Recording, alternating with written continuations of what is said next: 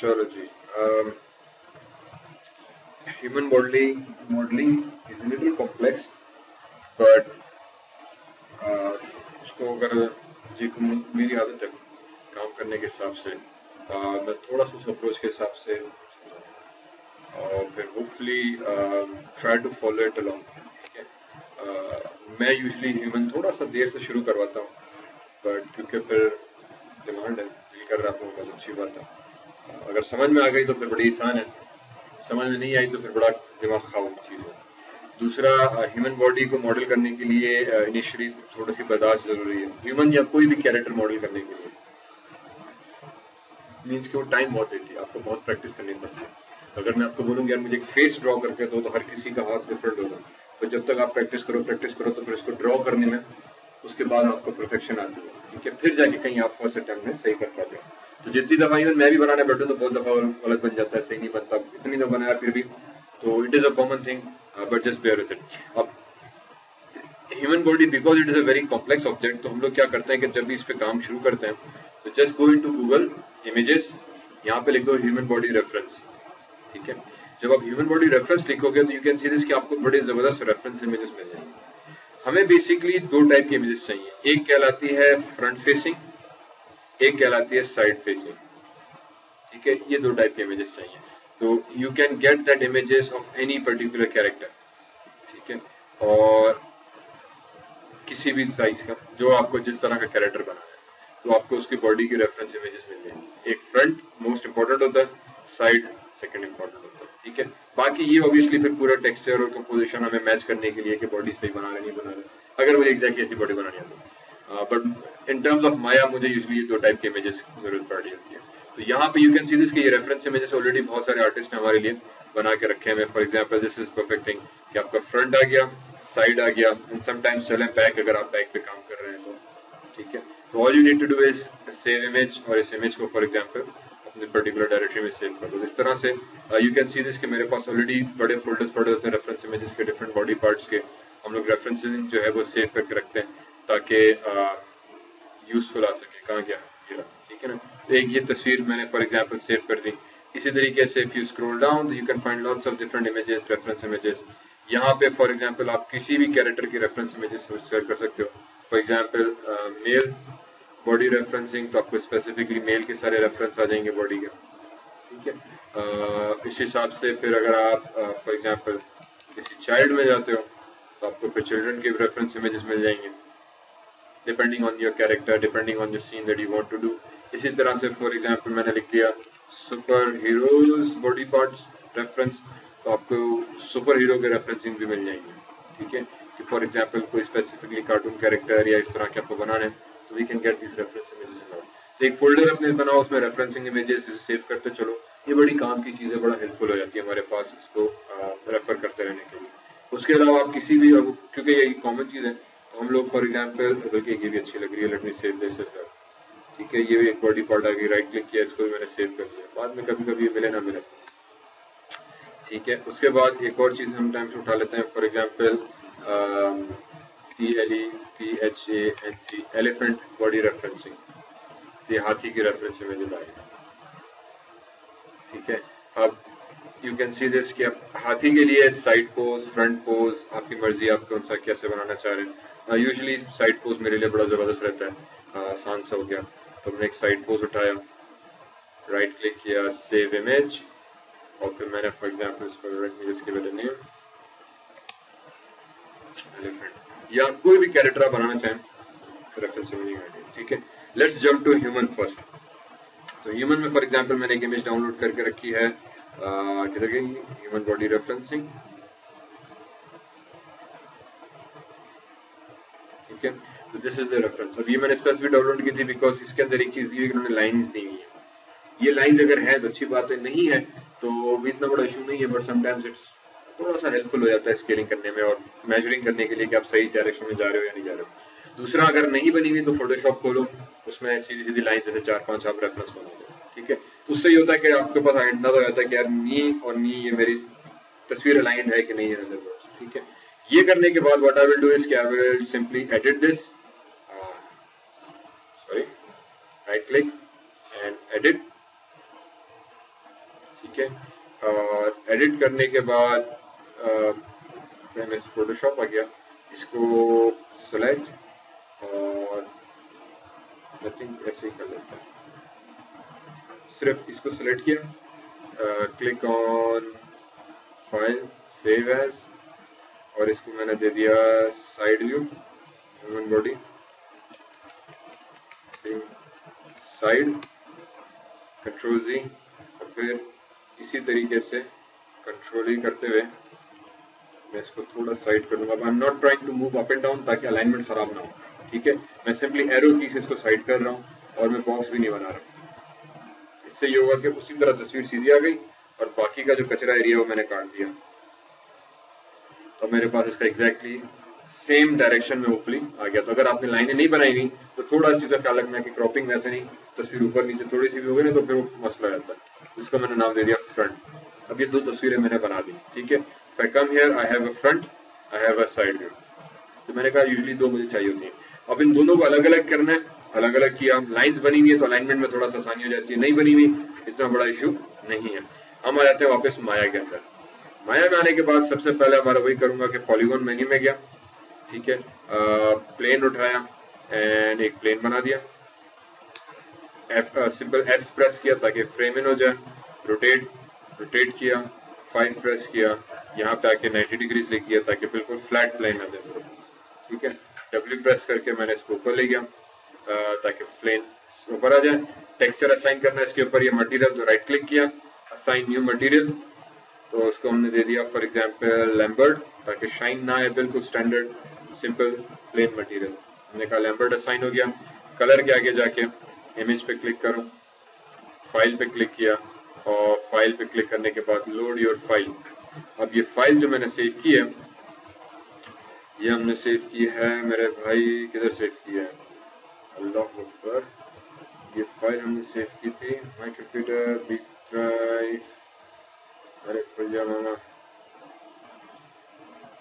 नहीं खुल रहा। अच्छा चलो एक minute, first come into file, project, new, ठीक है। न्यू पे क्लिक किया तो न्यू प्रोजेक्ट की विंडो आ गई। यहाँ पे मैंने नाम दे दिया कि भाई माया क्लास 2016, और ब्राउज करके लोकेशन बता दो कि कहाँ बनाना चाह रहे हो। तो इसको मैंने कहा यार इसको मेरे साथ आके बनाओ आप, माय कंप्यूटर सी ड्राइव, नहीं माय कंप्यूटर डी ड्राइव, फलाने ड्राइव में, इधर ड्राइव में, और एफ ड्राइव में आके यहाँ पे रखो, ठीक है, माया क्लास 2016। और फिर ये फिलहाल ब्लैंक है तो उसको मैंने कह दिया यूज डिफॉल्ट्स, तो डिफॉल्ट्स आ गया। अब यहाँ पे हमने क्या किया, न्यू प्रोजेक्ट से न्यू प्रोजेक्ट सेट कर दिया। और माया को ये पता होगा कि मेरे जितनी भी फाइल्स हैं, डेटा है, वो इन फोल्डर्स में पड़ा है, तो हमें फिर बार बार ढूंढना नहीं पड़ता, डायरेक्टली यहाँ पर आ जाता है। तो मैंने एक्सेप्ट कर दिया तो फोल्डर बन गया। To check if you go into, और ये दोनों फाइल्स मैंने एक्चुअली कॉपी की, कंट्रोल सी, मैं आ गया हमारे ड्राइव के अंदर, ई ड्राइव के अंदर रखा था, कहाँ रखा था, एफ के अंदर माया क्लास 2016, उसके अंदर जाओ तो देखो उसने ऑटोमेटिकली ढेर सारे फोल्डर्स बना दिए। अब इसमें जितने भी आपके एक्चुअल सीन फाइल्स होंगे वो सीन्स फोल्डर के अंदर जाएंगे, जितने भी आपके एक्चुअल इमेजेस हैं वो फॉर एग्जांपल सोर्स इमेजेस के अंदर मैंने रख दिए, ठीक है। तो अब वापस माया में आ गया, टेक्स्ट पे गया था, मटेरियल, इसके एरो पे क्लिक किया, फाइल उठाया, तो अब ऑटोमेटिकली उसने माया 2016 के सोर्सेज के अंदर लेकर आया, तो मुझे बार बार ढूंढने की जरूरत नहीं पड़ती, बिकॉज मैं कंस्टेंटली प्रैक्टिस कर रहा हूँ या काम कर रहा हूँ, एक ही प्रोजेक्ट में काम करूंगा तो दिस बिकम्स वेरी इजी कि आपको फाइलें ढूंढनी नहीं पड़ेंगी कि यार कहाँ रखी, किधर गई, अनलेस आपकी सारी फाइलें एक प्रोजेक्ट में पड़ी है। फिर इसका दूसरा सबसे बड़ा एडवांटेज ये होता है कि अगर मुझे प्रोजेक्ट को कॉपी करके देना है तो मैं पूरा प्रोजेक्ट फोल्डर आपको कॉपी करूंगा, जब आपके पास चलोगे तो वो उसको बेसिकली बड़ी आसानी से उठा लेंगे। तो फॉर एग्जाम्पल फिलहाल मैंने फ्रंट व्यू ओपन किया और 6 प्रेस कर दिया ताकि टेक्सचर नजर आ जाए, ठीक है। इमेज को सेलेक्ट करके थोड़ा स्केल कर दिया बॉक्स को, और साइज थोड़ी हमने बड़ी कर दी, ठीक है। अब शर्त यह है कि बॉक्स तस्वीर आधी आई, आधी आने की वजह ये कि क्योंकि अगेन ये 3D प्लेन है, उस पर 2D तस्वीर लगाई तो सही से नहीं आई। तो इसको करेक्ट करने के लिए go into your polygon menu, edit यूवीज, और यहाँ पे हमारे क्रिएट यूवीज, और यहाँ पे प्लेनर मैपिंग आ जाएगा ऑप्शन, ठीक है। By the way I am using Maya 2011, ठीक है, माया 2011 वर्जन में यूज कर रहा हूँ। तो लास्ट एक क्लास ली थी उसमें 16 वर्जन था, तो करंटली मेरे पास थोड़ा लाइसेंस का इशू हो गया तो मैं स्टूडेंट वर्जन में अपने वापस जंप हो गया हूँ। तो आई एम यूजिंग 2011, तो उसमें ये ऑप्शंस हैं। मैंने आपको भी 2011 सेटअप पे ही काम कर रहे हैं, तो ऐसे ही should be same as that. So polygon menu में आए, ये यूवीज में गए, प्लानर मैपिंग सेलेक्ट किया, ऑप्शन बॉक्स। अब यहाँ पे आपको एक्स वाई जी देखनी है, तो अब इस टाइम आपके प्लेन का फ्रंट फेसिंग क्या है, जेड एक्सिस, ठीक है, क्योंकि अगर आप उसको सेलेक्ट करो तो फ्रंट फेसिंग का मतलब ये कि इस फेस की डायरेक्शन में है जेड एक्सिस में, ये ब्लू एरो बता रहा है, तो ब्लू का मतलब जेड है, ठीक है, ये एक्स रेड में, वाई ऊपर में, तो हम उस डायरेक्शन के हिसाब से इसको बता देंगे यार मुझे जेड एक्सिस में मैप करो, अप्लाई करो, तो देखो आपकी तस्वीर परफेक्ट आ गई। इसको कर दो क्लोज, राइट क्लिक, ऑब्जेक्ट, ठीक है। फिर इसी को ही मैंने ऑब्जेक्ट को सेलेक्ट किया, कंट्रोल डी प्रेस किया, duplicate and move it forward, ठीक है। किसी भी ऑब्जेक्ट को डुप्लीकेट या उसकी कॉपी बनाने के लिए इसको सेलेक्ट करो, control D, it will make it duplicate. Duplicate बनाने के बाद इसको मैंने उठा के रोटेट करा दिया वर्टिकली, चैनल बॉक्स में गए, अगेन इसको values they the, for example 90, ताकि रोटेशन एग्जैक्टली सेम हो जाए। अब देखो लाइंस का फायदा ये हुआ कि आपकी लाइनें देखो मैच हो रही है, तो इसका मुझे पता है कि प्रोपोर्शन सेम है। फिर साइड व्यू उठाया, राइट क्लिक किया, असाइन न्यू मटेरियल, मैंने कहा इसको भी लैम्बर्ट दो, लैम्बर्ट के कलर कर आगे चेक बॉक्स मैप पे क्लिक किया, मैप में जाके मैंने फाइल सेलेक्ट की, फाइल आ गई, फाइल के इमेज नेम के आगे जाके तो ऑटोमेटिकली साइड, ठीक है, तो साइड वाली इमेज सेलेक्ट की, क्लिक ओपन, तब साइड आपकी इमेज सेट हो गई, ठीक है। अब जो सिर्फ एक चीज थोड़ा सा केयर मुझे करनी है कि फ्रंट तो मुझे सही लग रहा है इसका, मैं साइड में जाऊं तो थोड़ा सा खिंचा हुआ लग रहा है, स्ट्रेच्ड है, तो आई विल प्रेस स्केल और थोड़ी सी साइज में बनूंगा यार, नॉर्मल बॉडी जितनी मुझे, ठीक है। अब अगेन लाइंस बनाने का एडवांटेज ये था, यू कैन सी कि लाइंस आपकी ऑलरेडी मैच हो रही, तो मुझे पता है कि जो गर्दन यूं बन रही है वो स्ट्रेट बनेगी। तो अब ये दो मुख्तलिफ व्यूज आ गए मेरे पास हमारे ऑब्जेक्ट के। How do we use this views, तो मैं अभी इस पर आता हूँ, ठीक है। इसको उठाया मैंने, ऑब्जेक्ट के सेंटर पे लाके रख दिया कुछ इधर। एक चीज का सिर्फ इसमें ख्याल ये रखना, ठीक है, कि ये सेंटर पर आ जाए आपके ऑब्जेक्ट के, या भले आप साइड में रखना चाहो साइड में, पर दोनों की फेसिंग सेम हो। मींस अभी ये भी मेरी तरफ देख रहा है और ये वाली व्यू भी मेरी तरफ देख रही है। समटाइम्स ये हो जाता है कि फॉर एग्जांपल मैं स्क्रीन बना रहा हूँ तो मैंने फ्लिप कर दिया इसको, ठीक है, या इसकी रोटेशन मैंने -90 दे दी। अब इससे क्या होगा कि ये मेरे तरफ देख रहा है और ये फेस उल्टा देख रहा है, तो जब आप मॉडल करने बैठोगे ना तो एक का डायरेक्शन फ्रंट पे होगा, एक का बैक पे होगा, तो आपको मॉडल गलत उल्टा होगा, मतलब बनेगा नहीं, गलत बनेगा उससे ना, तो फिर प्रॉब्लम आ जाती है। तो ये चीज समटाइम्स रियलाइज करना बड़ा लेट हो जाती है, तो मेक श्योर कि आपके दोनों फेसिंग फेस के सेम हो। उसके बाद लेट्स जस्ट इसको मैंने थोड़ा एडजस्ट कर दिया इधर, ठीक है। अब ये कि मैं चाह रहा हूँ कि यार मैं इन दोनों लेयर्स को एक को अलग लेयर्स में डाल के लॉक कर दूं, ताकि मैं ये रेफरेंस इमेजेस बार बार सेलेक्ट ना करूं। उसके लिए हम आ जाएंगे यहाँ पे चैनल बॉक्स, ठीक है। चैनल बॉक्स में आने के बाद I will select my display layer, ठीक है। दोनों ऑब्जेक्ट्स को सेलेक्ट किया और click on this button with blue dot. Blue dot के इस बटन का मकसद ये कि आप add these two objects in a new layer, तो दोनों ऑब्जेक्ट्स को सेलेक्ट किया हुआ मैंने न्यू लेयर में डाल दिया। अब इस लेयर को अगर मैं वी पे क्लिक करूं दोनों हाइड हो गई, वी पे क्लिक किया दोनों विजिबल हो गई, ठीक है। This layer is same as Photoshop layer. For example जैसे फोटोशॉप में हम लेयर्स बनाते हैं ना, हर इमेज को अलग लेयर में रख दिया, तो माया में भी इस तरह से मैं हर ऑब्जेक्ट को अलग लेयर पे रख सकता हूँ, ताकि मैं हर ऑब्जेक्ट को की लेयर जो है अलग से कंट्रोल कर सकूँ। तो ये बड़ा थोड़ा सा हैंडी चीज हो जाती है। यहाँ पे फिर मैंने वी पे क्लिक करोगे विजिबल, वी पे क्लिक किया हाइड, फोटोशॉप में आई का आइकॉन आ जाता है। इसी तरीके से अगर मैं नेक्स्ट बॉक्स पे क्लिक करूं तो टी हो जाएगा, टी फॉर टेम्पलेट या ट्रांसपेरेंट कह लें हम, चलें, ठीक है। तो अब नथिंग इज विजिबल, टेक्सचर गायब हो गया, सिर्फ एक वायर फ्रेम नजर आ रही है। मैं इसको सेलेक्ट भी नहीं कर सकता, कुछ भी नहीं कर सकता। अगर मैं टी पे दोबारा क्लिक करूं तो आर आ जाएगा। आर का मतलब रेफरेंस, रेफरेंस का मतलब ये कि मुझे ऑब्जेक्ट नजर आएगा, टेक्सचर भी नजर आएगा, पर ऑब्जेक्ट को मैं सेलेक्ट नहीं कर सकता। अब मैं इसको एक्सीडेंटली भी नहीं सेलेक्ट कर पाऊंगा, ये बस एज ए रेफरेंस की सूरत में यहाँ पे एज ए रेफरेंस हम इसको यूज करते हैं। फिर तीसरी दफा आर पे क्लिक किया इस बॉक्स पे, अब गायब हो गया। अब मतलब मैं दोनों को सेलेक्ट कर सकता हूँ जैसे देख जाए, ठीक है। उसके बाद एक चीज सिर्फ मैं ये करूंगा कि इसकी अलाइनमेंट थोड़ा स्ट्रेट करने की कोशिश करूंगा। अलाइनमेंट से मकसद ये कि मैं चाहूंगा कि ये जो सेंटर की लाइन जा रही है ये एग्जैक्टली बॉडी के सेंटर से गुजरे। अभी तो ये साइड में इधर का इधर है, प्रेस स्पेस बार तो आपके पास चारों व्यूज आ गए, ठीक है। और press F5 F5 sorry 5 and 6 5 and 6 5 and 6, ठीक है। 5 से शेडेड व्यू ऑन हो जाएगा, 6 से टेक्सचर डाउन हो जाएगा। तो ये मेरे पास फ्रंट व्यू आ गया, ऑब्जेक्ट फ्रंट आ गया। प्रेस स्पेस बार, तो ये व्यू बड़ा हो गया। व्यू बड़ा होने के बाद अगेन मैंने पूरा क्लिक एंड ड्रैग करो ताकि दोनों लेयर सेलेक्ट हो जाएं और फिर इसको मूव करो और ये जो सेंटर की थिक लाइन है मेक श्योर कि आपके बॉडी के सेंटर से गुजरे। इसका एडवांटेज ये होगा कि बाद में हम सिर्फ आधा हिस्सा बॉडी का बनाएंगे और आधा डुप्लीकेट कर लेंगे और फिर अटैच कर देंगे, तो हमें दुगनी मेहनत नहीं करनी पड़ेगी। ठीक है ना, तो ये चीज आसान है। तो इसके लिए फिर जरूरी है कि आपकी बॉडी का आप ऑलरेडी आधी पूरी परफेक्ट करके बनाए। ठीक है ना, तो मैंने कहा यार आधा मुझे यहाँ तक इसका ऑब्वियस 19-20 का फर्क आ गया, डजंट रियली मैटर कि हमारे आप में हम जैसे बनाना चाहे। यही चीज फिर मैं आ जाऊंगा साइड व्यू के अंदर, तो मेरे पास साइड व्यू आ गया। ठीक है, तो अब I can see this my side view object. अगर आप चाहो तो इसको भी सेंटर पर रखो, पर this doesn't really matter that much. ठीक है, फिर स्पेस बार प्रेस किया, चारों व्यूज वापस आ गए। अब दूसरा यू कैन सी दिस कि मेरा माया का सीन ऑलरेडी बड़ा क्लटर्ड हो गया। ठीक है, तो फिलहाल मैंने कहा यार एक काम ये करो कि मुझे ये मेन्यू नहीं चाहिए, इस पे मैं काम नहीं कर रहा। ये टाइमलाइन कहलाती है, एनिमेशन में यूज होगी, फिलहाल इसका कोई काम नहीं। मैंने इस पर राइट क्लिक किया तो मेरे पास मेन्यूज आ गए। तो ये मेरे पास टाइमलाइन है, मुझे नहीं चाहिए, क्लिक किया गायब हो गई। इसको हम कहते हैं रेंज स्लाइडर। टाइम फ्रेम के हिसाब से राइट क्लिक किया, रेंज स्लाइडर, उसको भी क्लिक किया, हो गया।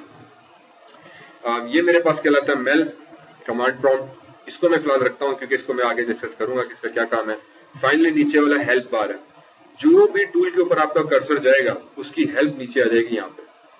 तो अगर मैं कर्सर को मूव कर रहा हूँ इस आइकॉन के ऊपर, तो इसकी जो हेल्प है you can read it from the bottom, यहाँ पे उसकी हेल्प आ जाएगी। ठीक है, मैं यहाँ पे गया तो आपको बता रहा है कि एक्सट्रूड द सिलेक्टेड कंपोनेंट। ठीक है, ऑब्वियसली पॉपअप मेन्यू में भी आ रहा है टूल टिप की सूरत में, बट कुछ टूल्स ऐसे हैं जो टूल टिप पे नहीं आते या थोड़ा सा देर लेते हैं, पर नीचे यहाँ पे हेल्प विंडो में वो चीज आ जाती है। उसके बाद हो सकता है कि मैं शेल्फ को भी यूज ना करूं, तो मैंने राइट क्लिक किया, मैं शेल्फ को भी हटा दिया, शेल्फ भी गायब हो गया। वो चैनल बॉक्स मैंने इसको भी गायब कर दिया। ये मेरे पास ऊपर मेन्यू मौजूद है, मैंने कहा यार मैं इसको भी फिलहाल यूज नहीं कर रहा, मैंने राइट क्लिक किया, इसको हम कहते हैं स्टेटस लाइन, इसको पहले भी डिस्कस किया हुआ मैंने थोड़ा सा। ठीक है, इसको भी क्लिक किया, स्टेटस लाइन भी गायब हो गई। ये टूल बार कह रहा था, मैंने इसके ऊपर राइट क्लिक किया, मैंने कहा यार मुझे टूल बॉक्स भी नहीं चाहिए। ठीक है, मैंने टूल बॉक्स पे क्लिक किया, टूल बॉक्स भी गायब हो गया। अगर आपको थोड़ा सा कंफर्टेबल हो जाता है तो मैं बाद में ये भी गायब कर देता हूँ। हेंस मेरे पास एक कंप्लीट बड़ा मैक्सिमाइज व्यू आ गया। जब मैं बड़ा करूंगा ना सब कचरा गायब हो गया, तो जरा काम करना आसान हो जाता है। तो वरना पड़ा सब चीजें छोटी छोटी क्लटर्ड हो जाती है। वापस लाना है, you can go into display, UI elements, ये सारे एलिमेंट्स यहाँ मौजूद है। ठीक है, यहीं पे आप कर दो रिस्टोर यूआई एलिमेंट्स या शो ऑल यूआई एलिमेंट्स। यहाँ पे मैंने क्लिक किया, सारे एलिमेंट्स वापस आ गए, तो वो टेंशन की बात नहीं है। ठीक है, ये टूल सेटिंग्स की विंडो आ गई, चैनल बॉक्स आ गया। जो चीज नहीं चाहिए आप हाइड भी कर सकते हो, तो go to display, UI elements, hide all UI elements, इस पे क्लिक किया, सब गायब हो गया। मेरे पास अब बड़ा एक परफेक्ट व्यू आ गया। ठीक है, तो समटाइम्स मैं I like to work in this environment, क्योंकि मेरे पास बाकी सारे टूल्स अवेलेबल है, तो मुझे जरा खुला खुला बड़ा बड़ा व्यू लगता है, क्लटर्ड नहीं है, क्योंकि स्क्रीन लैपटॉप की हमारे पास छोटी होती है, तो इससे वजह से समटाइम्स हम फील कंफर्टेबल होता है। अब आ जाते हैं मॉडलिंग स्टार्ट करते हैं कि how do we start modelling with this. ठीक है, इस ऑब्जेक्ट को हम किस तरीके से इसमें मॉडल करना शुरू करते हैं। फिलहाल सबसे पहले से हम आगे बढ़े, file save scene as, save scene पे गए तो ऑटोमेटिकली इसने माया क्लास 2016 सीन्स में गया और फाइल नेम दे दी ह्यूमन CHARN कैरेक्टर। सेव करा दो इस फाइल को, डन हो गया। ठीक है, चलें लेट मी स्टॉप हियर और फिर मैं इसको नेक्स्ट सेशन में। Assalamu alaikum. My name is Zishan Bhatti. I am the creator of Zishan Academy, an online multimedia learning and educational site that has video lectures on and notes on various subjects. So, to keep update, like, share, and subscribe. Oh, that's nice.